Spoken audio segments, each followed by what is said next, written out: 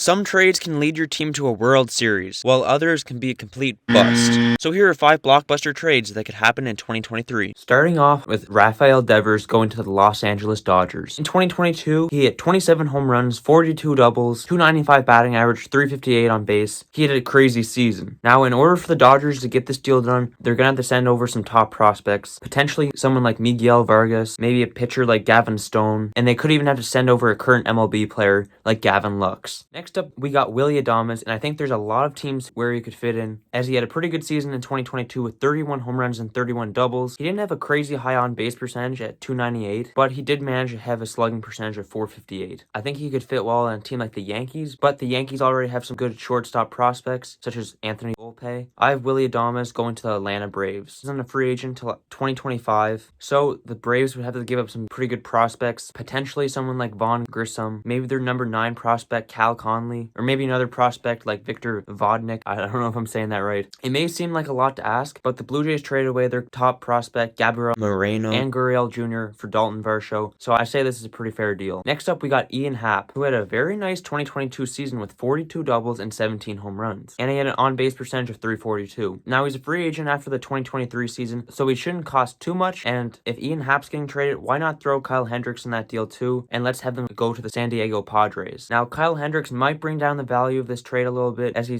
hasn't been great the past 2 seasons. He doesn't get a lot of strikeouts, and he's probably going to have an ERA around the 4s. Maybe that they send some prospects like Adam Mazer, Joshua Mears, or even someone like Eguy Rosario. 2 or 3 of those prospects would get the deal done. Next up, I got Pablo Lopez, and there's a lot of owners want him on their team, as he's not a free agent until 2025, and he had a pretty solid season in 2022. In 180 innings pitched, he had a 3.75 ERA, a whip of 1.167, and 8.7 strikeouts per 9. I have Pablo Lopez going to the St. Louis Cardinals, and to get this deal done, they're probably going to have to send over 3 or so prospects, such as Matthew Liberatore, and they could even send over their catching prospect, Ivan Herrera. Another interesting piece they can include in this deal, potentially, would be Andre Palante. Last but not least, let's make a Brian Reynolds trade happen. It's going to cost a lot to get Brian Reynolds. Now, keep in mind, he's a lot of value because he's not a free agent until 2026. He did have a bit of more of a down season in 2022, with 27 home runs and 19 doubles, and a 345 on base percentage, but keep in mind, he hit for the Pittsburgh Pirates, who do not have a very good lineup. Now, there's a lot of teams who have been rumored to try and get Brian Reynolds, like the Dodgers, the Padres, the Blue Jays, maybe even the Red Sox, but I have Brian Reynolds going to the New York Yankees. So, what's it going to take to get this deal done? Well, the Yankees are going to have to trade some of their top prospects. I say either Oswald Peraza or Anthony Volpe, maybe someone like Jason Dominguez, Luis Gil, and since you made it this far, subscribe.